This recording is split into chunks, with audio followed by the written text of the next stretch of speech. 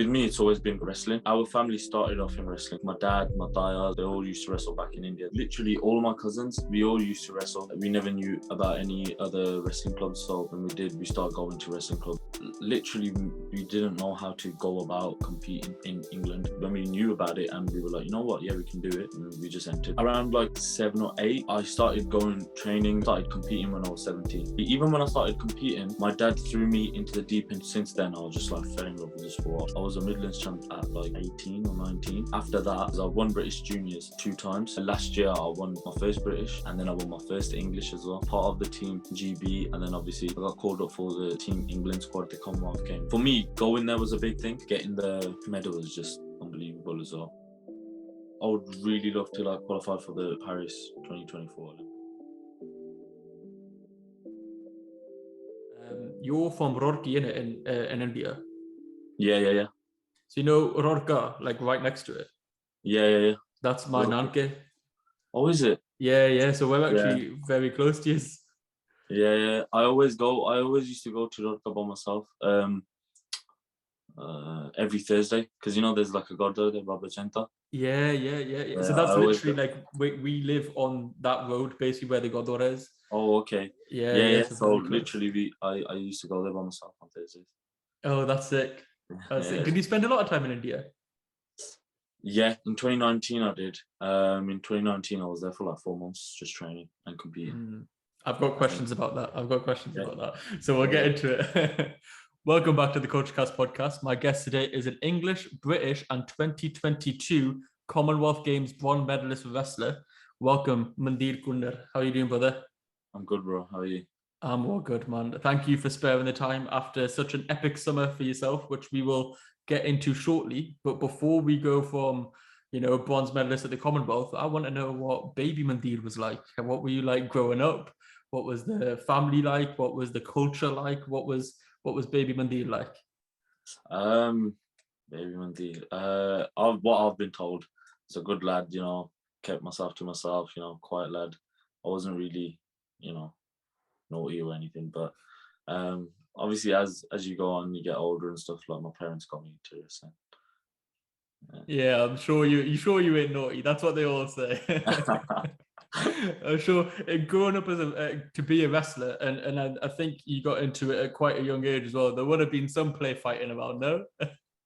Yeah, like literally all my cousins, we all used to wrestle. So it's just like we always used to wrestle like in the park or whatever, but like we never knew about any other wrestling clubs. So when we did, we started going to wrestling clubs and burn out our energy over there rather than just So was your dad a wrestler? Because I've seen that, like, obviously he's the one that sort of got you into wrestling, and with your cousins, like you said. So was he into like kabaddi back in India, or was you into like actual wrestling? Or with me, it's always been wrestling. Well, basically, our family started off in wrestling anyway, so it was always wrestling. So like my dad, my dayas, they all used to wrestle back in India, and then moved here. Right. And then like because of like just to get a better life and stuff like that, they had to work, so they kind of had to shut their dreams out. And then obviously my older cousins, and like obviously like my cousin KultureKast is also like a kabaddi superstar. He did both as well. He did wrestling and then he went into kabaddi as well, and he made his name in kabaddi as well. So yeah. Right, okay. But it's always been like the foundation's actually been like Olympic style wrestling, I guess. Yeah, it's always been wrestling. It's just KultureKast made a really big name in kabaddi as well. So we just used to follow him really. For the wrestling part, I followed him a lot, and his older brother, Gurjadan. I just followed them really. Any tournaments they used to go to, I'd go to, just watch as well, and just looking up to them. We just, we got into wrestling as well, and that's how we made it. Big family tradition. I imagine that makes it a lot easier for yourself. Like if you did want to go into it more, then you've obviously got that family support and backing because it's tried and proven in the family. Yeah, it is. We've got that support really from our parents, and then obviously from our cousins, and they are my coaches as well. Every time I go to the wrestling session and that, it's their club I go to, and they've been training me, as in KultureKast was my training partner for the games.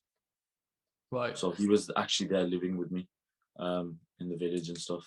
So it was really good having that. That's not a bad training partner to have then. Yeah, exactly. Yeah, it beats me up, man. He does. I mean, well, it's obviously helped because we'll go through the career path trajectory, but it just seems to be, and you're still quite young in age at 25, so it seems to be just going from strength to strength. But when you're around 5-6 years old and like obviously training with your older cousin, are you the youngest out of everyone? I was one of the youngest, so there was about 4 or 5 of us. Mm-hmm. I was like the second youngest, and then I had another cousin that was like 6 months younger than me. Okay, but when you're training with older guys and things, then it probably makes you chucked right into the deep end, really, aren't you? Oh yeah, definitely. Even when I started competing, my dad threw me into the deep end. He was like seniors, because my first competition I competed at 17 years old. My dad just threw me into the seniors. He didn't think like, oh, you know what, set him off in the juniors and see how he gets on. It was both juniors and seniors. Oh, really? Yeah, Do yeah. do you think that helps in a training aspect though? So like, I'm not going to lie and say that I'm some massive wrestling expert. I'll be honest. Like when I started sort of appreciating it a lot more, obviously like growing up, as we say, we're from close sort of Bems in India, and Rourke has a big sort of kabaddi culture as well at the football ground that they have there. So I knew of it, of like wrestling in that aspect of growing up, but more recently, I think for most average sort of guys with watching UFC is Khabib was like a massive person who, like, beforehand you've got all these strikers that look a bit more entertaining, but when he's just dominating and he's doing it basically from wrestling, that's when I was like, holy shit, like there's an art to this, and sort of appreciating it a lot more. When you're the younger cousin training with these all of your older cousins who and like you said have done amazing things in their own rights as well, do you think that provides you with more of a technical ability, because you're always going to be outsized and outstrength as the younger kid, so you're going to have to rely more on technique? Yeah, you could say that. It makes you tougher mentally as well, because you're training with a lot of bigger people and tougher people. So when you go to a competition and you're against someone who's like same size as you and stuff, you feel much confident, and it's much easier. Yeah, you already used to sparring big guys and things, you'd be like, oh, Yeah, this is a piece of cake. Like, you just look at yeah, your opponent and be like, my cousin's stronger than you, fam. yeah. Literally, it actually is that, like, training, like when I used to come to juniors and stuff, I just used to think like, you know what, I train with like GT and stuff like that. So it's, you know what I mean.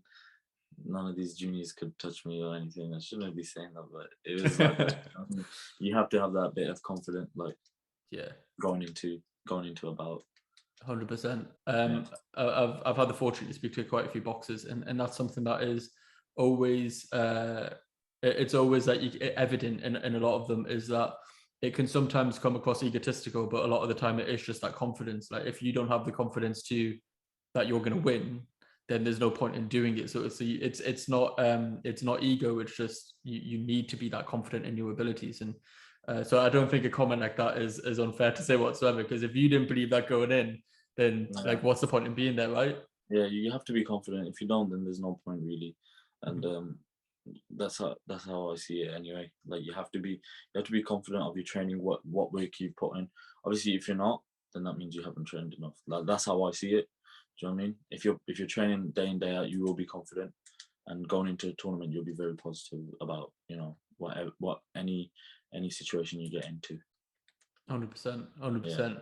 So what age did you start getting into it? Was like I've read online that was like at 5-6 years old. So does that sound about right? Yeah, around like not even 5, I would say like 7 or 8. I started going training, and this is around the time where like GT and some other senior wrestlers were still competing, but they used to take up the sessions, and then obviously all my younger cousins, we would all train like on the side, and they would like train us as well. But with me, I never like thought like juniors wrestling or anything like that. I never got into wrestling, like as in competing wise. I never got into it. I was training like completely like every day and whatnot. But I started competing when I was 17. So why wait that long? Like, was it something that you just did for your own like physical fitness, I guess, or was it just something that you didn't have the desire to compete up until that stage? What sparked the change?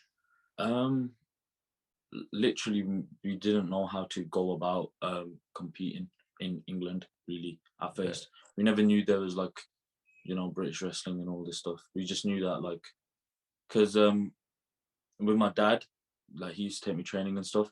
So how he sees competitions is you turn up and you enter your name in. But here it's a whole different system. Do you know what I mean? You got to make memberships. You have to give entry fees, stuff like that. So we didn't really know anything about that stuff. So when we knew about it and we were like, you know what, yeah, we can do it. We just entered, and since then, I actually lost my first tournament. Right. And since then, I was just like fell in love with the sport. I was just like, you know what, I want to get that guy back. That's what happened. So I just start training That is because of that. interesting because that could go two ways. It could be any of this competition, you get defeated, you're like, oh, maybe it's not for me. But then Yeah. you're the complete opposite of just, I want revenge. Yeah. It's like that. And in our family, it's always like, you know, okay, if someone beats you the first time, make sure the next time you wrestle and beat them. That's how it's always been. Yeah. You know, hearing stories about like GT Huni wrestling as well, like if they had like a tournament here and they weren't lucky on the day, or they never, you know, made it or anything like that, and then the next year they'd go back to the same tournament and beat the same guy, like stuff like that. It just made it like motivated us as well. I heard a really interesting quote recently, which is sort of similar to what we're talking about now. Is um, there's a difference between loss and defeat. So it's like if you lose, you learn from that, but Yeah, if you defeat, that's like when you pack it in basically, and you've given up sort of thing. So the yeah, person's last loss, if somebody retires when they've lost, that final loss is actually a defeat because that's when they've like packed it in sort of thing, yeah, which is quite an interesting way to think about it. I think that was more in an MMA context, the conversation was from, but it is very interesting. So you say that obviously when you were getting into it, you didn't really know the path to climb up the ranks. What is that path like from what you did from the 17-year-old sort of yourself to get to your England and British champion and even into the Commonwealth step by step? What would that trajectory be like? What would, yeah, if a kid's listening to this and he wants to be yeah. the next Mandhir Kooner, what's he doing? Um, uh, with me, it was just a hard training, and you know, a lot of sacrifices and stuff like that I made. You know, not hanging around with my friends and stuff. But I actually don't speak to half of the people I used to chill with at school. That's just me. But as in a pathway into like wrestling wise, as in like gone through the whole system and stuff, I would just say if you start off young, you just have an advantage of match experience. You know, you won't get these nerves and all that stuff when you do start competing if you compete at a young age. Whereas with me, I used to get very nervous first, and then obviously as I start competing more and more often, that all went for me. But with me, I wrestled at the Midlands first. So with me, I always used to think, you know what, I want to win Midlands first. I want to be Midlands champ. So I was a Midlands champ at like 18 or 19, and then after that, I started competing in. So I had to leave juniors after that because I won juniors in British juniors 2 times. Mm-hmm. And after that, I was just like, you know what, I'm gonna step it up in seniors as well. And you know, just I can't wrestle in juniors anymore. I've got to wrestle in seniors, so I start competing in seniors, and that's when I started medaling a lot in seniors. Um, I started medaling like, you know, getting bronze or silver. I've never really made that spot where like, you know, I could win or anything like that. But then, you know, last year I won my first British. So yeah, and then I won my first English as well. So I always used to come up like runner up or third place with these tournaments, but you have to win these tournaments to get part of the team. Mm-hmm. Yeah. So It's I was part of the team GB, and then yeah, and then obviously I got called up for the team England squad, like the long list with all the athletes before the English, and then we had like it was like a weekend camp at the academy in Salford, and then after that, 2 weeks after that, we had the tournament. Right. Okay. So it is very much like is this for everybody that you have to do your region? Then if you're winner of your region, you go to nationals, and then if you go to nationals, then you can do more international competitions. Is basically Yeah, the route. So that's obviously Midlands to British or English, and then to British. yeah, that's how I see it. Right. You know, you can do both. A lot of people win Midlands and then they won't compete there again because they're just like, it's okay, we've got the nationals now. Mm-hmm. Some people enter the nationals first. Their first comp is their nationals. Right. Do you know what I Okay. mean? So it's one of those. It could go either way. In this country, wrestling isn't very big, so there's not a lot of tournaments. Like for example, in India, there's a tournament there every day. Yeah. Do you know what I mean? If it's not a Shenja or anything, it's a mat competition. So there's a lot going on in India and obviously other countries as well. But here, there's like set tournaments that you could go to, and obviously British and English are the main two tournaments, the main two nationals in our countries that we always have to win to be part of the team. So how can somebody enter the nationals if they do you not have to have like a track record before that? Not really, no. It's kind of you enter and you wrestle, but obviously I would prefer like if people would like start off in the ranks like Midlands region, and if you're young, do juniors first, so you get comfortable with that, and then you start thinking, okay, yeah, I'm gonna step it up a notch and go into seniors as well. Mm-hmm. Whereas with me, I did a whole complete different thing. I did juniors and seniors. Yeah. The But as you whole say, like if you're getting nervous and things, then the more you do something yeah, event competing, that gets away with it as well. Which I think is when you think of like career paths, it is more linear when you describe it the way that you did it, as in juniors, seniors, and then regional, national, and then international sort of thing. yeah, And as you say, like it builds obviously that sort of mat experience at all the different levels, yeah, which makes it a lot easier. We briefly touched on it before we started recording, and there was a period in between. I think it's your first. So your first like major England competition was 2018, and that's the silver medal, right? yeah. So that was when I first got onto like everything, and I was trying to qualify for the Commonwealth Games in I think it was Gold Coast. Right. I tried qualifying for that, but I came up short. I lost to a guy called Ben Pollin in the English. None of us went in the 125 weight category, but yeah. And then after that, I just kept going, and I went Indian stuff as well to train. But it's funny because 2022, you beat him in the final, or beat him Yes, on the way to getting into the final. Yeah. Yeah. So like again, we had two qualification tournaments. So like we had to meet a criteria to go into the games, to get selected in the games, and it was to win British and English. So I won the British in, I think it was last year October. Yeah, in October, and then they had the English championships in 2022 in February, and then I had to win those.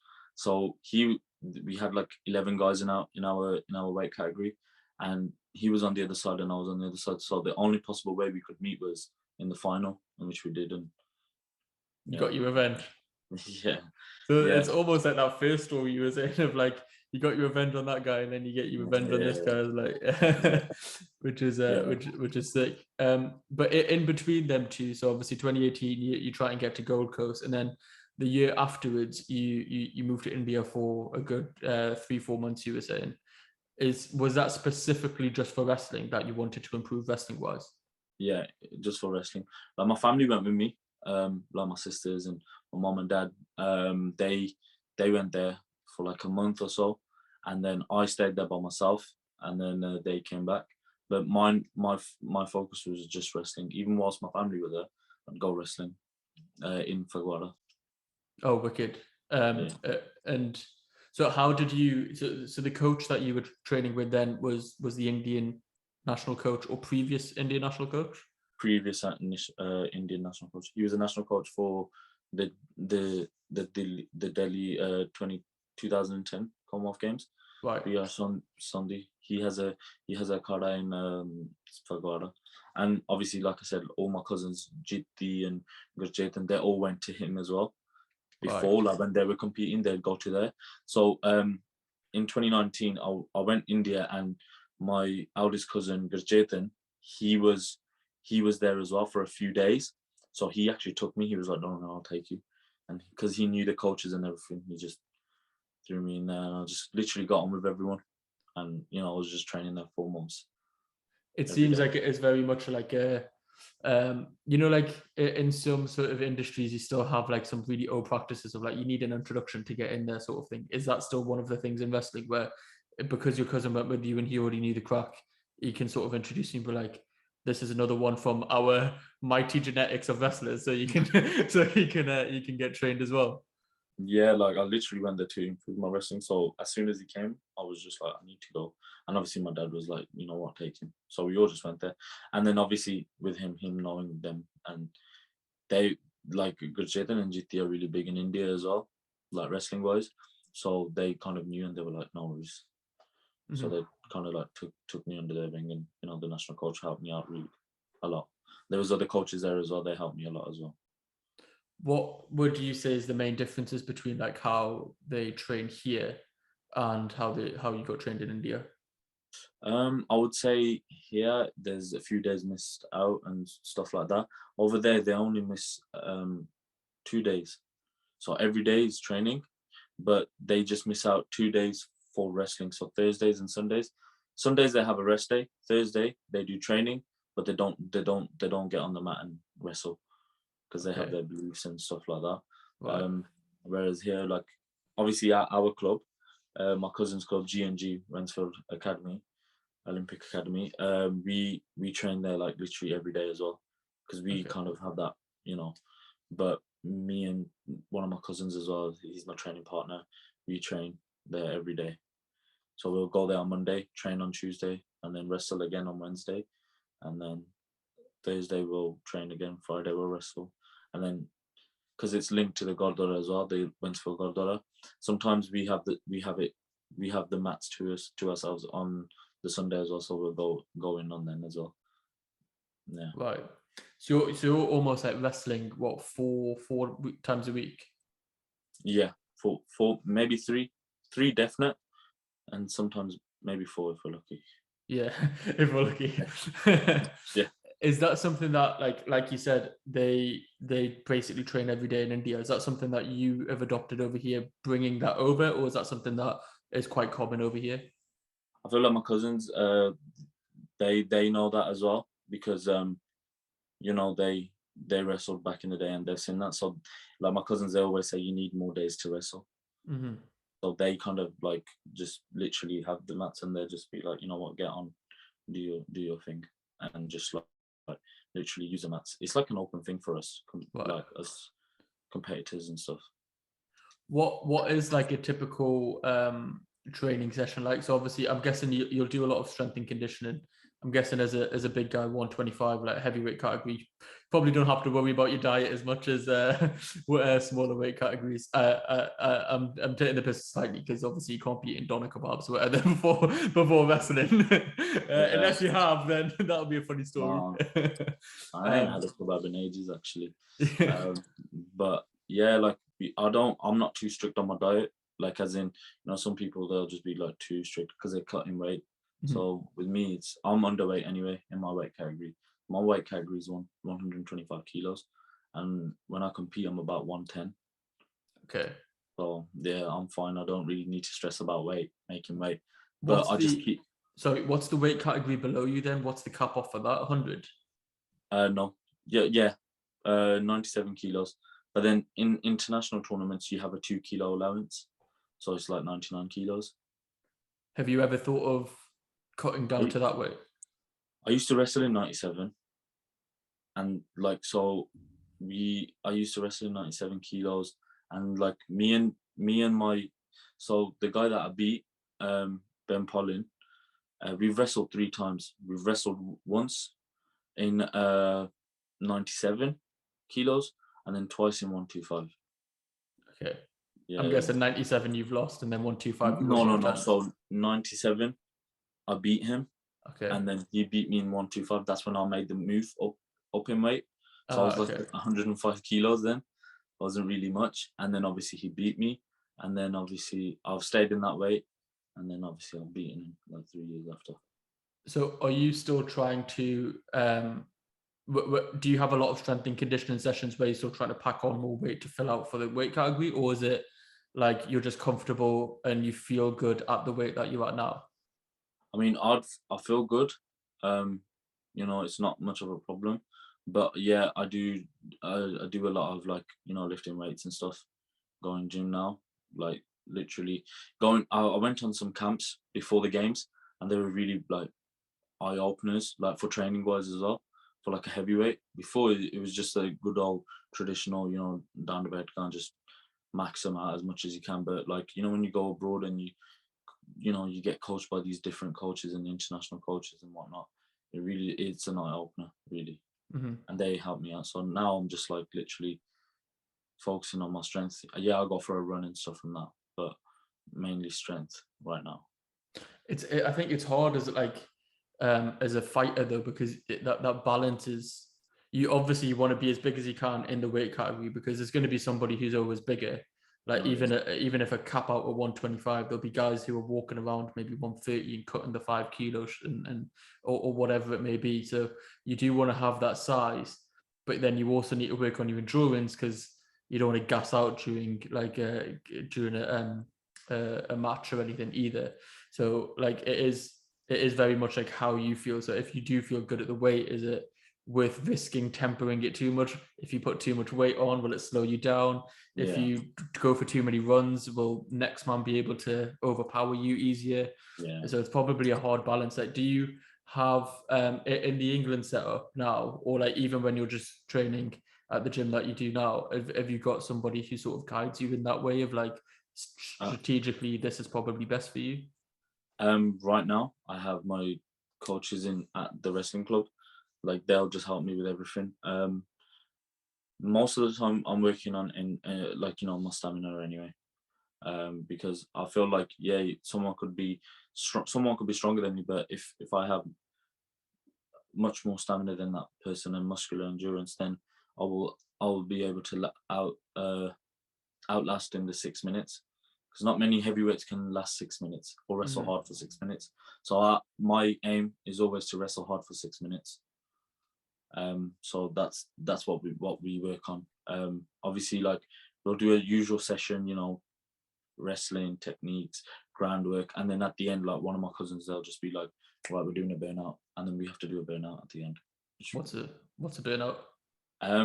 So it could be anything. Like sometimes we do shuttle sprints. Okay. Sometimes we'll be doing burpees. Sometimes we do like shadow wrestling. So, you know, wrestling basically, but very fast for like a minute, very fast, like just attacking, sprawling, shadow wrestling basically. And yeah, that literally burns you out as well. And then we have different games as well to play, like foot tag and stuff like that, to burn out the legs. So it's more like an endurance finisher towards the end of the session. Basically, the little bit of energy you have left at the end of the session, we just literally call it emptying out the tank, basically. Yeah. Yeah. Is that so is that quite common to do, or is that every session, or is it only like once or twice a week, or? Mainly every session, but we just mix it up. Sometimes we'll do something like more strength focused, because you can't be doing it all the time. Do you know what I mean? Because otherwise you're just, you know. That's the question I was going to ask, is surely that's counterproductive, because then you wouldn't be able to grow either. Like obviously you want to push your endurance as far as possible, but if any gains that you're making are probably going to get diminished in that period as well. Yeah. So we'll have like days where we'll skip that out and just do like rope climbing, which is more focused on strength. What is so you mentioned it before, like technique based and off like actual sparring, is I'm guessing that's your main wrestling sparring, is going through drills and techniques, and then just actually like going one-on-one against each other and seeing who comes out on top. Yeah. So usually a coach will show us a move, and then we'll just work on that move and like build different variations from it. But with me, I prefer having that one move, and then like say if I have a tournament, I don't know, like the next tournament I'll probably have is the nationals. So I'll have that one move, and I'll just keep practicing it, and perfect it until by the time it's competition week. And then obviously it'll just be like a muscle memory then. Yeah. That's how I work on it anyway. But then obviously we have our different techniques that we can work on as well. So it's like drilling that same move over and over again. I think that's what they call it in jiu-jitsu. Is more like drilling, but it sounds very similar of just going through that one movement over and over again until it becomes second nature. So when whatever position you're in, you like if you can use it, it'll just get utilized. Yeah. Like muscle memory basically. Yeah. Do you do like positional drills? Like if somebody's got you in this position, then how would you get out of it? Yeah, so we call it situations. Okay. So we'll just start off wrestling from like someone grabbing our leg. So he can lift our leg up, and we literally, the coach will be like, go.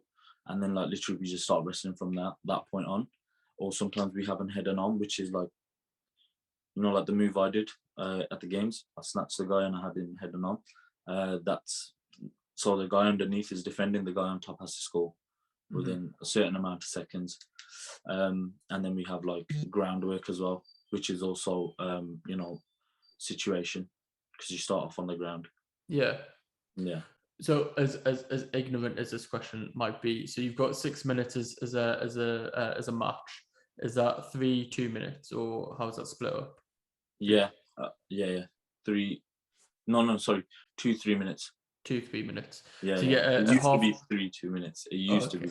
Okay, that's probably why I'm probably getting confused then. And then in that in between time, how long have you got to rest? Is it just a minute to speak to your coach and things and sort of work out a game plan? 30 seconds.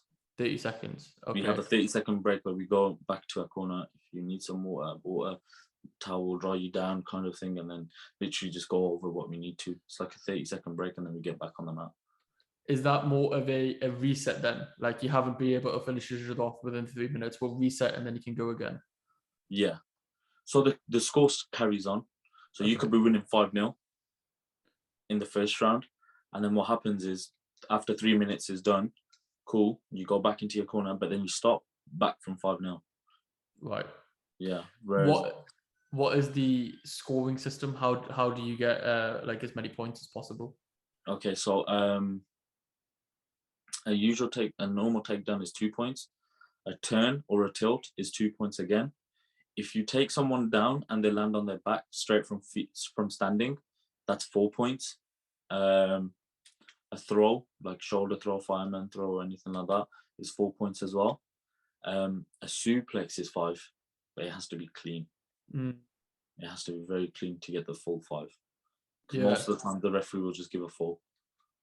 Right. Okay. So it has to be like perfection to be. Yeah. And then we have push-ups. So we have a circle. The mat is a circle, obviously, and then we have like a zone, and then we have the blue zone, which is on the outside. And then if you get pushed out, that's 1 point to the person that's obviously pushed his opponent out. And then you can't be too passive as well. You can't be too defensive. Like you both have to be offensive as well. Like you can't just one person can't just defend, because what happens is the referee will give you a caution, and then he'll give you a caution again. And the second time he gives you a caution, he'll give you 30 seconds where you have to score on that person. And if you do not score on that person, then what happens is he gets a point. The other person gets a point. Yeah. Okay. So it is really fast paced then. Like they put like rules in to make it as fast paced as possible. Yeah, like it's crazy how like we work out for like say 2 hours, 2.5 hours, and we're killing each other off and everything like that. We're training very hard, but really we can just about last 6 seconds, you know, like tough wrestling 6 minutes, 6 seconds. I was gonna say 6 seconds is not long at all. I was gonna say, but 6 minutes tough wrestling. It's really continuous, and then when you have a referee as well, just saying like, oh, like, you know, blue passive action, blue action, or like if you're wearing a red singlet, they'll say red action. It's really hard, and it mentally drains you out as well. Oh, I can imagine. So like thinking of like an opponent, it's almost like physical chess, isn't it? Like most of these combat sports is like chess, but with yourselves as body parts of like maneuvers. You know what I mean? So if the opposing guy puts his arm on like a body part of yours, you instantly have to think of every single chess move that he can make from that position, and you have Yeah, to automatically in that split second think of every single possible retaliation that you can do to get yourself into a more dominant position. So the yeah, mental strain I can imagine is unbelievable. But that's probably why you do so many situation drills, so that yeah, when certain things happen, you're just relying on instincts. You don't even have to think and just get the win yeah, from there. yeah. It's continuous moving as well, like a lot of hand fighting as well. Mm. Like you can hand fight, but you can't grab someone's wrist for too long because then that means you're just blocking them from Mm. actually wrestling. Whereas if you like, say, if you grab someone's wrist, you actually have to do something from there. So you make a move out of that or make a setup. Otherwise, if you're just holding on to someone, they'll put you on, like, caution. Yeah, it sounds like they've made the rules in a way to make it as like as proactive as possible. Like just like be on the front foot all the time, be a bit more entertaining, be a bit more like actually go for the win. Don't just Yeah, chill out and like sort of go on the yeah. defense. Because, like I said, when they used to be 3 2-minute rounds, it used to be like best of three, basically, Right. of 3 rounds. So best of three, and there never used to be a rule of who was defensive and who wasn't. So literally, it could be like 2 minutes. One person could just be defensive, and the other person's attacking, and it doesn't really make sense because that guy's tiring out more than the guy that's been very defensive. Yeah. And really, he could just take the round just by scoring on you at the end or Mm-hmm. something. So that's what it used to be like, but they changed the rules and they've made it a lot tougher, I think, anyway. Oh, 100%. I think that makes more sense though in terms of fights. Like you'll see, for example, boxing is obviously round by round, but you'll see some people have a game plan to win later in the fight, but that means they have to sacrifice all the like rounds at the beginning, and it's sort of similar to that. Whereas this is more just like if that is your tactic, then you shouldn't penalize the other person for it. Like if they're being more proactive and you're draining them for the long game, then obviously Mhm. like they shouldn't be penalized for your game. You should be penalized because you're playing to that strength, if that makes sense. Yeah. That's how it should be anyway. But 100%. before it used to be different rules and it wasn't so fair. In terms of obviously, so yeah, you do the two juniors when you were like 15, 16. I think they were 2003 you got the two juniors. 2018 you got the silver medal in the English. 2022 obviously, as we said, British and English, you won both. Then I'm guessing with them two wins, you're basically a shoe-in for the Commonwealth, right? Like that is the two things that you have to win, and then you're to the Commonwealth Games. Yeah, So you said that the 2022 English was in February, did you say? yeah, So from February, you pretty much know, okay, Commonwealth Games is in June, July. I'm going to that. What yeah. did it, or do they have to actually like give you a proper call up, or do you just know like it's gonna happen? I kind of knew it was going to happen, but obviously you still have that little bit of doubt because you don't know if some people don't get selected. Like, it's the whole truth, but they don't. Um, Not everyone that won the English got selected. Right. But yeah, you get a call up. I wouldn't say call up. They actually email you. Yeah, they emailed me like a letter, and then obviously they posted a Team England letter as well, saying like we were part of the Pride and all this stuff. Yeah, and that's how it went. But literally, we were already like, after we won the English and we knew we got selected, there was still a bit of a wait. So we had to wait an awful lot longer time than some other people. Right.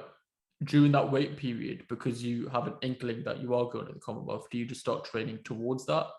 Oh yeah, I was like literally like straight after English, I was back on the mat on the Monday. Oh, So I okay. trained on the Saturday. I competed on the Saturday. I Sunday I took a day off, um, and then yeah, and then Monday I was back on the mat. No rest for the wicked. No rest for the wicked. No. The thing with email, sorry, I don't know if I read this correctly. When you were in India for them few months as well, were you getting in, like a call up then but via email, but you just didn't see your emails because you're in India or something? Yeah, so this happened in 2019. So I was part of the GB squad, in 2018 and 2019 and stuff. And then I went India to train, and I never really thought of like, oh, my emails won't be working or anything like that. But when I got there, I changed my SIM and everything, and my email stopped working. So they're sending me like emails, like the team leaders at that time. They were sending me emails and stuff, but I couldn't even read them or anything. Like I never received an email. And then I was like, yeah, whatever, like, did my 4 months there, came back. As soon as I got off the plane, I was checking my emails. I had like hundreds of emails. And then like in those, I had the emails off like the British team. And then there was one where they were like calling me up, and because I couldn't reply, they just kicked me off the team. Oh no. Yeah, it was just like, we're sorry, this, that, and the other. You haven't attended many sessions. And I was just like, oh man. And then I was just like, why did I go India? but yeah, it was just one of those. I was confident, like, yeah, I'll get back on the team, no problem. And yeah, this is why you need your burner phone where you have this India SIM in, and then your hotspot to your actual phone, so you can keep all of your shit on there. That's the tactic. That's the play going forward. Yeah, that definitely is a plan going forward. Plus, literally, all you got to do in India is just have their SIMs are like a couple hundred rupees, and you get I don't know how many gigabytes of data. Like, it's ridiculously cheap how much the data is over there. So all you do is just put a SIM in, just get shitloads of data, hotspot it to your own phone, and then you've got your WhatsApp, your Insta, your whatever you need, your emails, your LinkedIn, all of that shit still works, which is a good tactic. Going forward, I think you don't. Going forward, I wasn't thinking at that point. I was just thinking, I'm in India. I did change my SIM and stuff, but I put it in my own phone. I didn't really have like a hotspot phone or anything like that. So kind of backfired really.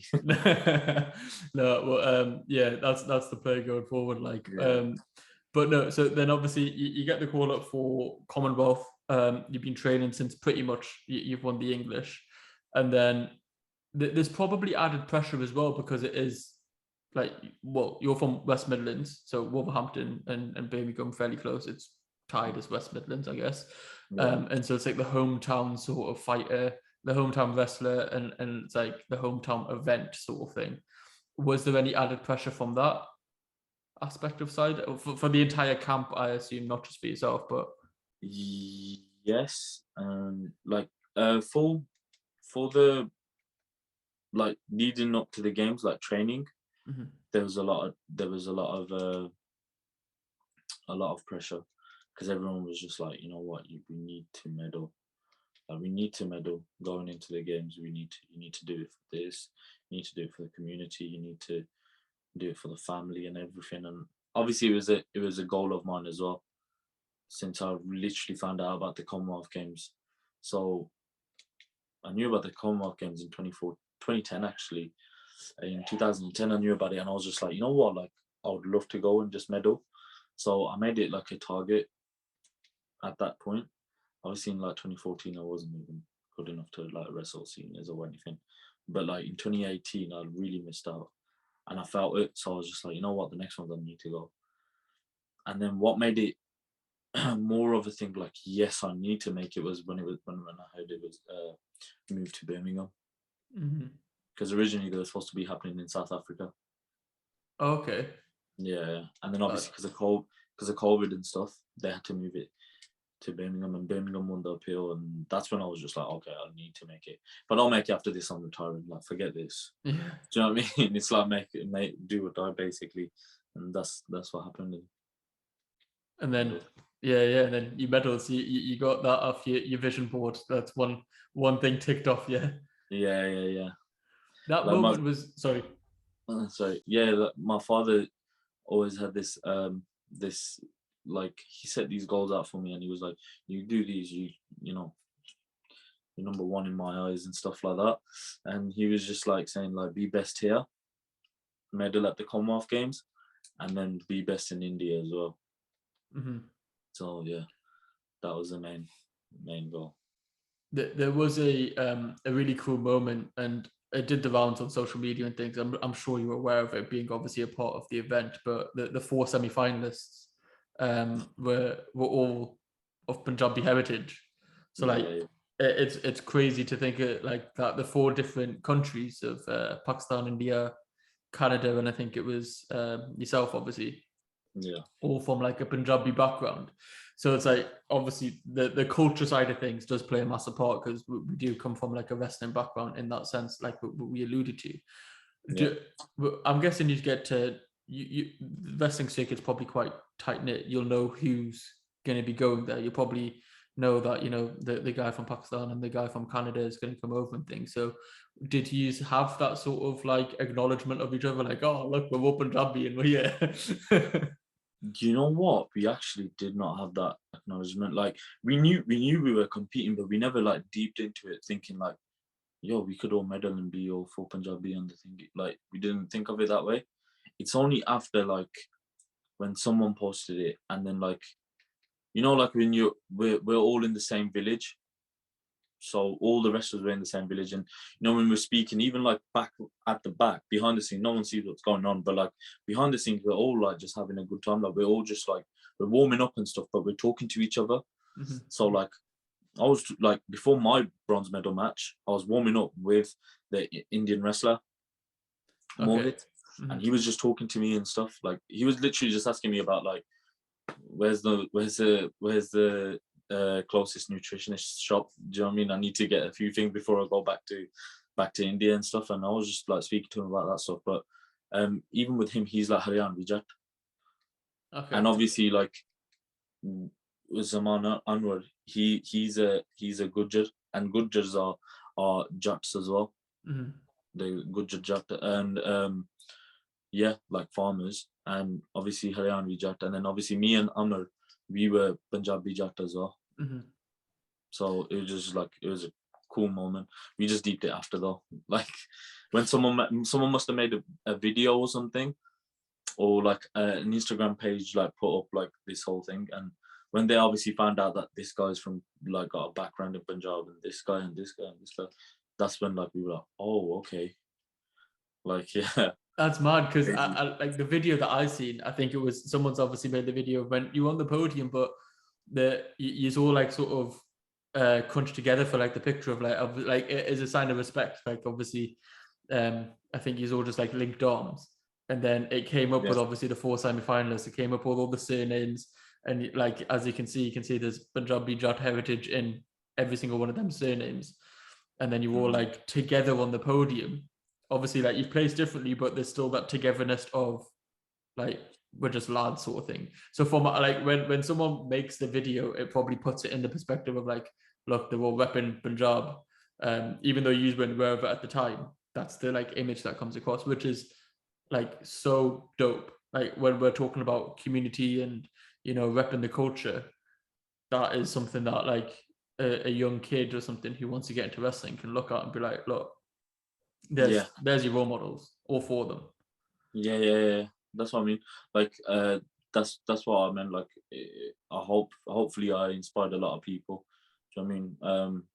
Obviously even in our community we have a lot of juniors wrestling and stuff, and our club is just, most of them are Punjabi anyway. All the youngsters, they're all Punjabi, and so you know them like looking up to me, and obviously all the rest of the medalists as well that were on the podium with me, like they must be looking up to them and stuff. So like it's a good thing. Obviously we never thought of it at that time, but then the next day when I saw like it go all around, and then like my sisters were calling me like, yo, you're on TikTok and this and that. I was like, huh? I was like, what? But yeah, it was just crazy. You probably thinking, oh shit, what do I do now? I didn't have TikTok, but I made it after. I was like, yo, I need to make it just to see it and stuff like that, man. But it was good, man. It was good. It was a proud moment. Yeah, definitely. I think that's what makes it more special, is that obviously if you didn't even know that was like the case, it just shows that sort of like, it shows that brotherhood where it doesn't even have to speak. I imagine that would be the case. It's like, obviously this weekend we had like Triple G and Canelo, and they've just had like a trilogy, and you say all the words beforehand, but afterwards you shake hands and you hug. And I think in most sports it's like that, especially combat sports. because you Yeah. know the sort of like the difficulties that everyone like your competitors are going through. They're putting the sacrifices and you have as well. So there was always that mutual respect. But just on a selfish like culture standpoint, it was quite nice to obviously see. So you obviously had the bronze medal, and that was what was the layout for the Commonwealth Games? So obviously the how many countries had competitors at 125, or was it every country? Because you were saying before that not every England sort of champion goes to the Commonwealth. So did some countries just not take people from certain weight divisions, or what does that entail? Most of the other countries, they had all competitors in all different weights. Okay. Like India took out a full team, Canada took a full team. I think, Pakistan took a full team as well. Okay. We did not take a full team. We took 9 people out of, I think, maybe 12. Okay. Or 8. I think it was 8. Is that just because they don't have a high enough caliber to put in certain weight categories, or? Yeah, and sometimes they don't meet the criteria. Like the criteria was to win British and English. Some people just want English. Some people just want the British. Okay. So it was a bit hard. Yeah. Making that decision, but obviously that wasn't our problem. Yeah. No, definitely not for yourself. We did our part basically. You did your part. You exceeded. Yeah. Exceeded. Got the medal to show for it. Yeah. Yeah, and then when you got beaten by it was the Pakistani fight who got into the final. Yeah. That how semi-final. Semi-final, yeah. How quickly afterwards is your bronze medal match? Not right away. Like what happens is once all the semi-finals happen, there's a break. Mhm. But because there was a delay on the day I competed, there was like a good 2 to 3 hour delay after my first match. And then so what happened was they didn't have that lunch break. Because usually what happens is all the semi-finals and all that stuff happen before lunch. So you have the lunch break and then you could continue on with the wrestling for about 4, maybe 3 or 4 o'clock. And then you're done by about 5, 6. Mm-hmm. But with our wrestling, it was just delayed, and we started wrestling again, like our second round. So I had 4 wrestling matches. So with me, I wrestled the qualification, and then we had this massive delay for about a good 2 to 3 hours. Then I had my quarterfinal. Then straight away I had my semi-final, and that's when we had like a little short break, not too long, because there was already a delay, and then we went right back. But regrouping and that is tough, but it happened. Yeah, that's what I was going to ask, because there's not much of like a time lapse between the two fights, and like bouncing back from the defeat and then like winning in, what was it, like 40 seconds, less than 40 seconds? Yeah, 36. For who's counting it? No, it's really impressive, obviously, to win in 36 seconds, but obviously coming off the defeat to win in 36 seconds is even more impressive, because what's going through your mind between them two fights, like to mentally bounce back? So at that time, I thought I let the whole nation down, this, that, and the other. I'm like literally going back. Like I would say, my cousin Jipti, he helped me a lot. My team leader and all the team there, like my coach as well, at the time for the games, they helped me a lot as well. Because coming back, I was just like, oh shit, man, sorry, I'm very sorry. They were like, don't be sorry. They were like, just regroup for the bronze medal now. Like you got to win the bronze. Mm-hmm. And like my cousin was just like, he helped me a lot. He was actually nervous on the day. Like he actually talks about it even now. Like when we're talking about it, he'll be like, I was more nervous than you. But yeah, he helped me out a lot. We had a full team at the back as well, like team leader who was a coach as well, and then we had the actual coach, and then we had a team leader, assistant team leader, and he helped a lot as well. Everyone played their role, man. It was like the perfect day for me, really. Yeah. You know, what would have been the icing on the cake was if I had got that gold medal. But like even getting a medal, like for me, going there was a big thing. So the like getting the medal was just unbelievable as well. 100%. Yeah. So you're 25 now, right? No, I'm actually 26. 26. Oh, sorry. All the reports were saying 25. It must have been a recent birthday. Nah, it's my birthday's this month on the 27th. I'm actually turning 27. It was funny because on the page, on the Team England page, it says 25. Okay. And then when I was competing, it said 26, and I was like, "What's going on?" Yeah. Do you know what I mean? And then on one of the news articles, it said 25, and I was just like, "Okay." Well, I don't know what's going on, but okay. Hence my confusion. So Marv Kondo, I've been reading the mixed reports. Nah, that's fine. But what is so? Obviously, Commonwealth Games. The next one's in 4 years. You'll be 30. I know, daunting to think about it. Right. And that is going to be, I think, in Australia as well. Yeah. You could get redemption, right, and get to. You didn't get to Gold Coast, but you could get to Australia for the 2026 one.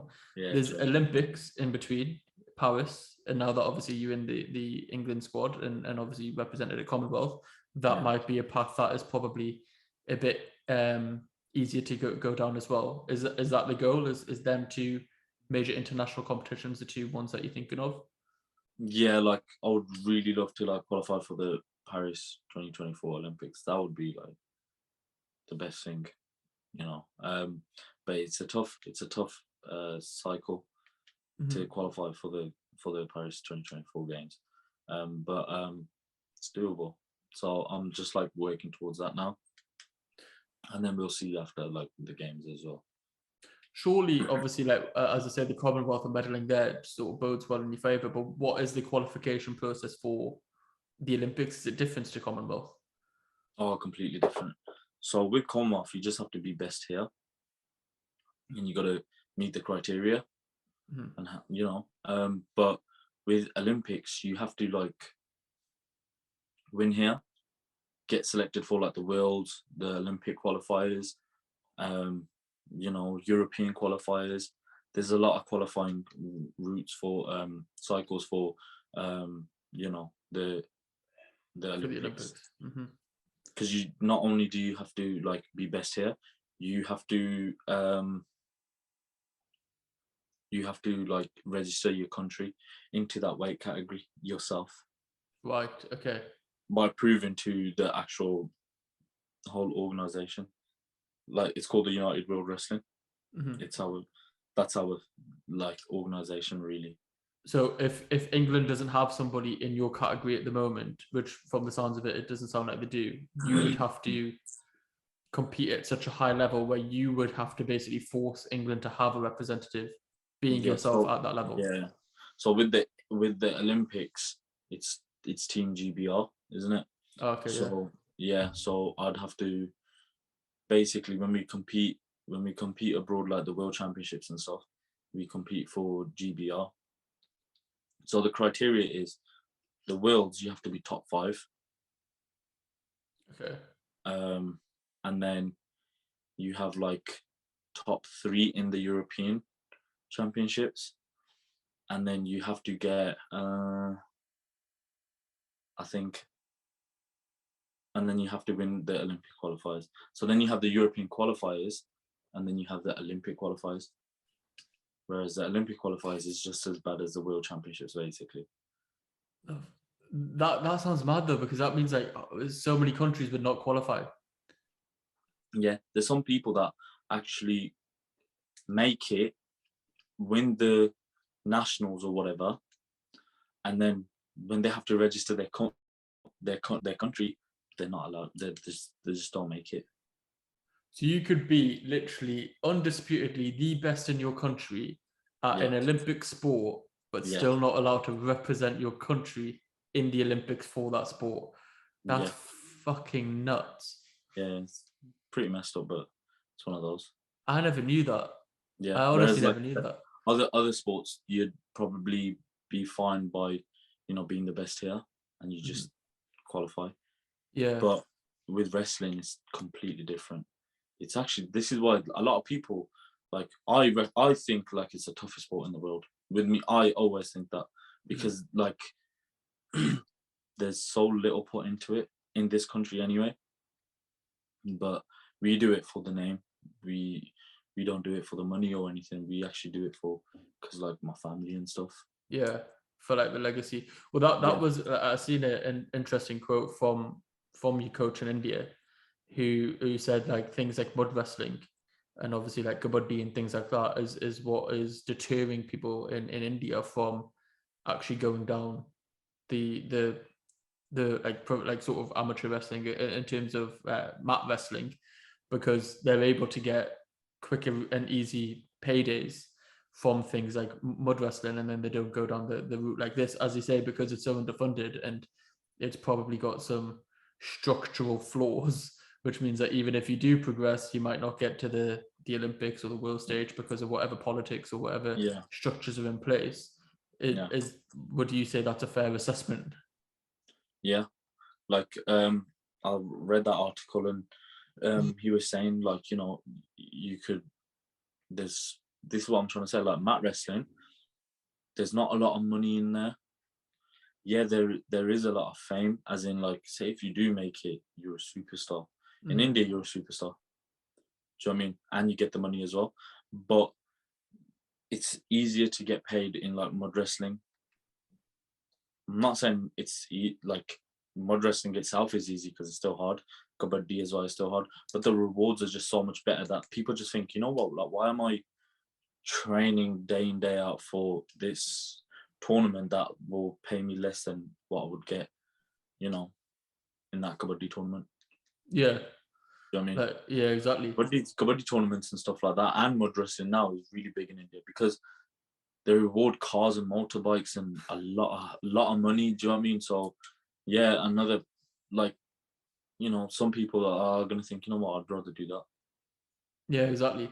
Like it just depends what your priority is. Like as you say, if it's more about legacy, then it's different to obviously if you're getting into a sport for financial reasons. Some people could get into a sport for the legacy, and then when they get to a certain point, be offered to pivot essentially. Do you know what I mean? Like if you're like a promising wrestler in India, and then you're getting to like a certain level, and then you're like and somebody says, sack that off over there, come over here, we'll pay you more money. You're probably just gonna be like, yeah, fuck it, why not? Do you know what I mean? Yeah, some people do that. You know, they wrestle for different countries and different clubs because they get paid more. That actually happens. That actually does happen. Like a lot of wrestlers, they change their nation just to go to, like, a lot of Russians do. A lot of Russians, they wrestle because Russian wrestling is a really big thing on mat wrestling anyway. Right. They'll go to a different country, so they'll train in Russia day in day out, but they'll represent, like at the World's Olympics, they'll represent like another Eastern European country. Okay. So it'll be a Russian geezer, but you'll be fighting for like Kazakhstan or something. Yeah, literally. Yeah. Okay, because the quality of competition is so high there that even like the 5th or 6th ranked person is probably going to be the best in most other countries around them. Their top 10 wrestlers in each weight could medal at the Worlds. Put it that way. Fucking hell. Yeah. I think in 2016 Rio Olympics, the 97 weight category, there was one American that got gold. Second, silver, and both of the bronze medalists, they were all Russians. But they were just different countries. I guess that is sort of like, again, it comes down to like culture and backing. So like when we were saying here, like England obviously haven't put many financial resources behind wrestling. Obviously India is a bit more, has that history of wrestling, probably pushes it a bit more. There's a lot more pride in it. And then Russia is exactly the same. They have a really heavy importance on Olympic sports in general. But then if you see your fucking president on the judo mats and you know, flipping geezers over like Putin does, there's obviously, if he has a shank for that himself, He's gonna push it through the whatever like financial means that he can, as in budgets and things. Do you know what I mean? Like if he's got a sporting budget and he's like, you know what it is, I loved wrestling and judo when I was a kid. I'm a black belt myself. Let's put 20% of all the money that we have for all sports into them two sports. You're gonna get a fucking decent result, like, aren't you? Oh, definitely. That's the thing. You have the funding, you get the results. You don't have the funding, you won't get the results. That's it. A bit weird because we do get results, but we just don't get the funding. Yeah, which is I think that's another problem as well. Because then if it's not broke, don't fix it. You know what I mean? If you're overachieving with little finances, we're like, well, it's working, so we may as well just leave it as it is. But it's hard for competitors. Yeah, it's hard for you because we're up against people that are full-time wrestlers, but we're working normal like full-time jobs, but then we're wrestling as well. Mm-hmm. So then, how much? Okay, so do you work full-time job? I imagine then, yeah. But I was working full-time, and so like I said, I had a few camps before the games, and I had to go to those, and I showed my whole schedule from like from April maybe or something. Yeah, maybe like March or April. I showed my schedule to them. Like this is what's gonna be like. This is what it's gonna be like, and they were like, "No, you can't do that." And I was just had to leave. Oh no! I had to quit my job just to like so I could like go abroad and go to these camps and stuff. Whereas India probably get funded to go on these camps. Yeah. You know, they're not missing out on much, whereas we're missing out on a payday. 100%. But we're still like, we're following our dreams over anything really. That's it. And credit to you, because a lot of people in that situation where it's job, financial stability, all of these things, or your dreams. A lot of people like obviously would go for this safety option, don't they? They're just like, oh, well, sorry, can't go to the Commonwealth. Do you know what I mean? I've got my job to think of. But when you were with your job and training, how hard is that to balance? So I imagine that's like, so you quit your job you after work or whatever, you go train, you probably just eat, sleep, and repeat, right? Yeah. So when I was working, so I'd work at 8. So I'd have to be at work for 8. So I'd wake up early morning and just do my training like very early, get it out the way, and then go work till about 5:30, sometimes 6, and getting out of that place maybe 6:30, and then going wrestling. Flipping out. So I'd take my bag with me to work. Yeah. And then straight off go wrestling. Fuck. that is man. Like, literally going into the games, I had no sponsors, no nothing. It was just my savings. Flipping hell. Yeah. And to these camps as well. It was just my savings. I had no like financial backing from any sponsors or anything like that. My cousins were like, "Oh, you like should do like a post about getting sponsors and that." But I was just like, I think it's a bit too late now. I'm flipping out. So obviously going forward now, so I'm guessing are you doing like wrestling full time now? Yeah, right now I am. Yeah, I'm gonna try and get some sponsors as well. Just need to know how to go about it and stuff. Okay. So that should also aid in, like, as we've already alluded to, your trajectory has always been like, it's been basically a steady incline. You've been getting better and better and better, and the medals have been reflecting that. Do you know what I mean? Yeah. Silver, the England, and then gold, and the British and English, and then Commonwealth, and then hopefully Paris and thingy. So it's hard as with sponsorships. I always thought because Olympic or Commonwealth, or because they're classed still as amateur sports, are you allowed vast sponsorship for yourself? Because you have to represent obviously Team GB, Team England, and whatever people sponsor them, that you have to have them on you. So when you're doing sponsorships, is it almost like a when I'm wearing Team England as you are now, you can't have your personal sponsors on it, but you could do it on your personal platforms as like Instagram and things like that. That's probably how it would have to work, right? Yeah. So like when we went, actually we had like this media training day like for Team England, and they actually told us, they were like, you know, you can't sponsor, you can't thank your sponsors. And I was like, well, I don't have a problem. But there was other competitors. They were like, well, we've literally got new sponsors and this and the other for the games, and now we can't even thank them if we medal. Yeah. So that was bad for them. Mm. And they were just like, Team England just said, like, you can say thanks to the National Lottery. And I was like, I don't get funded by them, so like, should I be saying thanks to them? So this is one of those, isn't it? Yeah, it's a weird dynamic because like in the amateur sphere, I understood that, and sort of UFC is quite similar, as in UFC has that, they did that thing a while back, didn't they, where they stripped all the sponsorships of everyone's shorts, and then were like, you can only be sponsored by whoever we are sponsored by, and then out of the ring, out of the octagon, out of the UFC, on your personal platforms, you can do whatever the fuck you want. But then why would somebody pay when the most important time that that person's going to be viewed, they can't even be repping that sponsor? It's like, it doesn't make sense. But it's a separate like just argument of how sponsorship and shit works. But I understand you want to represent the team and things, but the team is the individuals. If you haven't got individuals, you haven't got a team.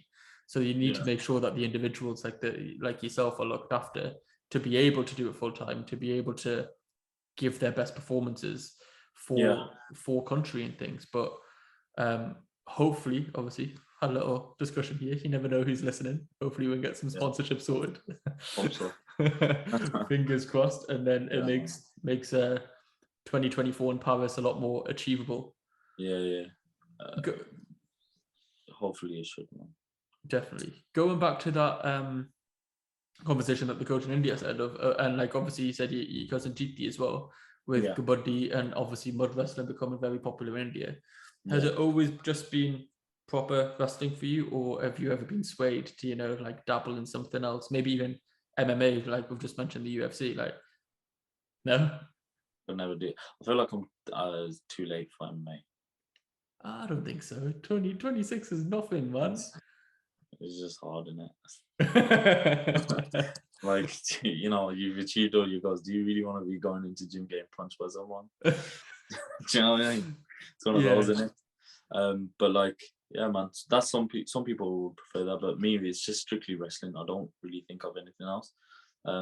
Like, my dad is always saying, like, oh, when you go India, you do some mud wrestling and stuff. I'm like, like, I'll just stick to mat wrestling. Wherever there's a mat wrestling competition, I'll go. But I'll just, but I've actually tried mud wrestling, and it was quite fun, to be fair. Yeah, not too dissimilar. Sorry? Not too dissimilar. It was okay.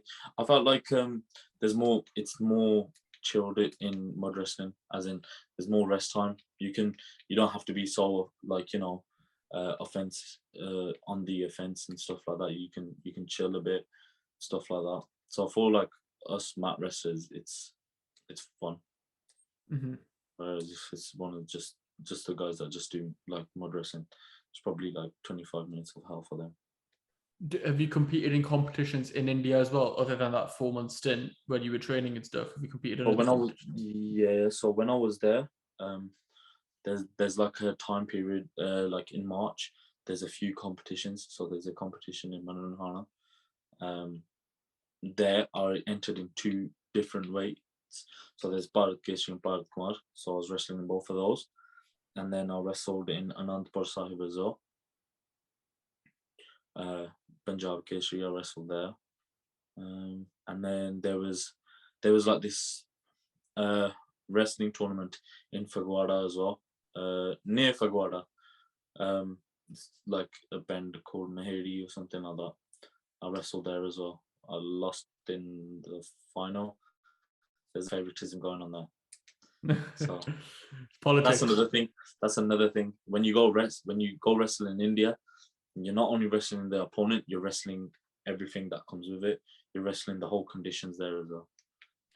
Yeah, like we could do a 3-hour fucking 4-hour conversation on Indian politics and sports and things, and it would never ending.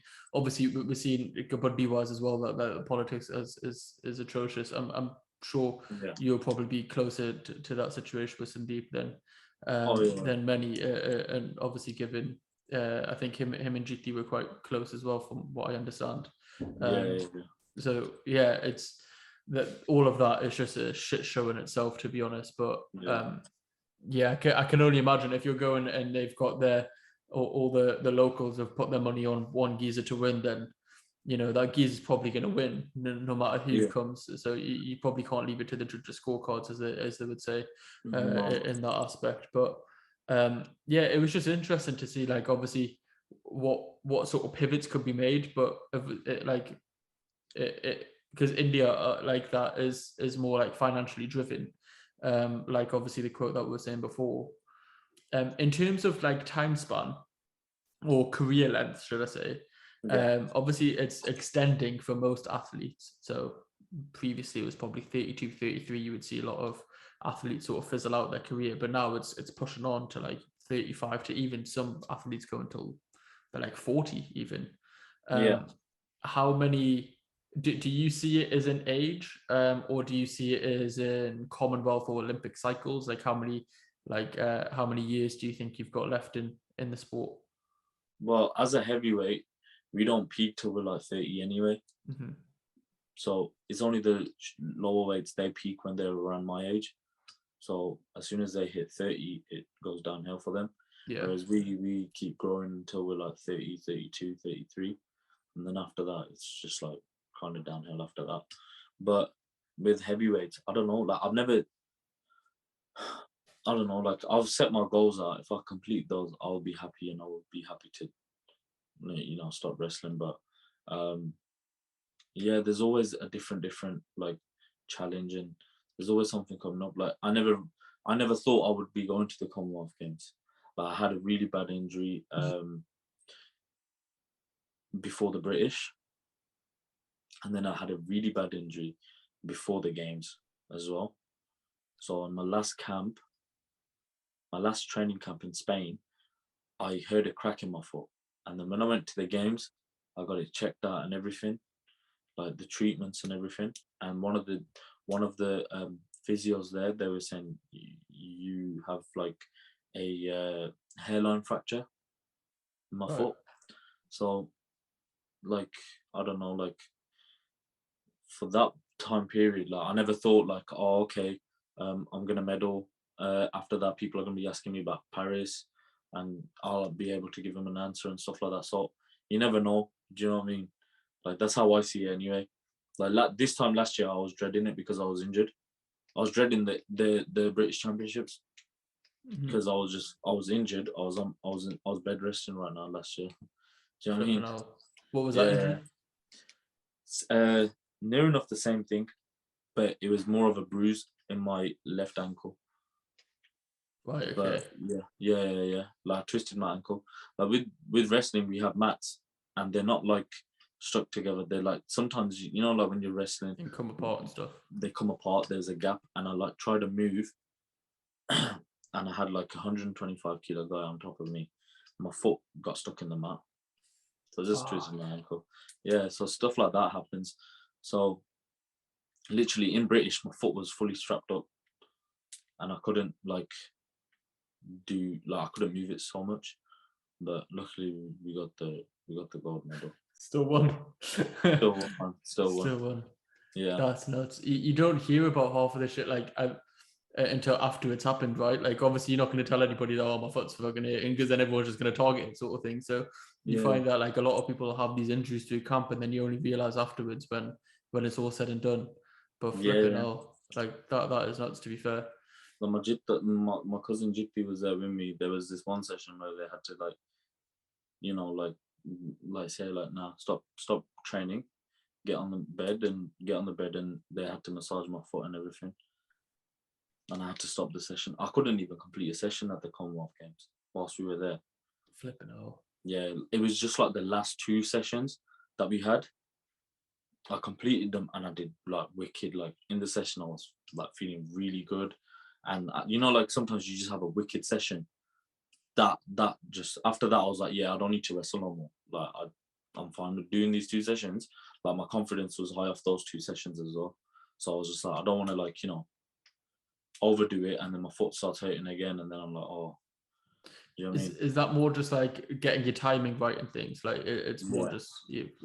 They say that for like some strikers and like boxers and things, is some of them stop doing more like aggressive sparring and they'll do like technical sparring instead, just to get their timing on. I think Thais do it a lot. Like in Muay Thai, they'll not go against each other too hard or anything. They'll just do little touches and be like, just work on the reflexes and stuff. Because when you get to a certain level, you know what you're doing anyway. So then you just need to work on your reflexes to make sure that you're sharp enough for the competition. Yeah. And then obviously it reduces the risk of injury as well. But fucking hell, like that's just another added layer of like resilience, I guess, into the full story. Like that's what I'm trying to say. Like no one really knows what's happening behind the scenes. 100%. No one does. Only we know and our coaches know. That's it. So they know what it means to us when we win or we get bronze or whatever. And we know how they feel as well. That's the fucking one. So from now, you'll probably have your next competitions in nationals. Yeah, I'm not too sure when they are. They'll obviously be next year, but I have to win. I think the English always happens at the start of the year, so work towards that now, and then after that I can wrestle at the European Championships. Okay, and then when you win the European, then that'll set you in good stead for Paris. Yeah, I think so. I think it's the Worlds that get you. So you got to get top 5 in next year's World Championships. If you get top 5, you qualify. You register your weight. Okay. In the Paris 125. And then you have to come top 3 in Europe to get into the Worlds. Well, yeah. So if you do it in the Worlds, then that's it. You're cool. Okay. Then you can work towards the Olympics. But say if you miss out, you get number 6 or something, then you got to do Europeans again. Then it's all like in 2024. Yeah. All right, I get you. Yeah. Well, hopefully, like obviously, as I said, like you rep the community hard with the win, Commonwealth medal. That picture of obviously 4 Punjabis up there, and yourself like doing the community proud, hometown sort of guy.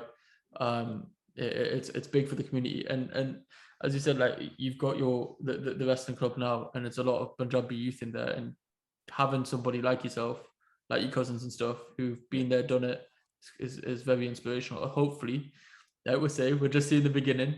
We've got a few years until peak heavyweight of 30 comes in, so hopefully we'll see you in the Olympics in Paris. Hopefully the Commonwealth after that. Hopefully even the Olympics after that. No. Yeah, because by that time, that's not unrealistic. I think that's what, if the next Olympics is in 26, you'll be 28, then 30 at the Commonwealth, and then 32. 32. I think that's a reasonable time. You never know, could get a couple Olympic gold medals, like twice maybe. Yeah, like let's reach for the stars, huh? Yeah, man, that would be epic, but let's see, innit? Yeah. It seems like from my view, it seems like you're very much let's just take it how it comes, try the best, and we'll see how far we can take it. Yeah, which I think is a good approach to have, because you don't want to I don't like thinking too far ahead. Yeah, I like just thinking, okay, so I've got this tournament, I want to work towards that tournament first, then we'll see after that. Yeah. Same with like my wrestling matches. I wasn't focusing on, okay, so if I win this match and I win the other one, and then I wasn't thinking like that. I was just thinking, okay, I need to get through this wrestler first, and then I'll focus on the next one. Yeah, it's best way to be. It's best way to be. To be fair, just tackle what's in front of you, do your best, and then do your best and progress. Just before we wrap up, I would like to ask yourself 5 quick fire questions that I ask every guest. Just a nice way to like sort of round off the podcast. So the first one is, what are you most proud of? My bronze medal. What are you most looking forward to? Paris. Yes. What's your biggest motivation? My father. What is your definition of success? Happiness.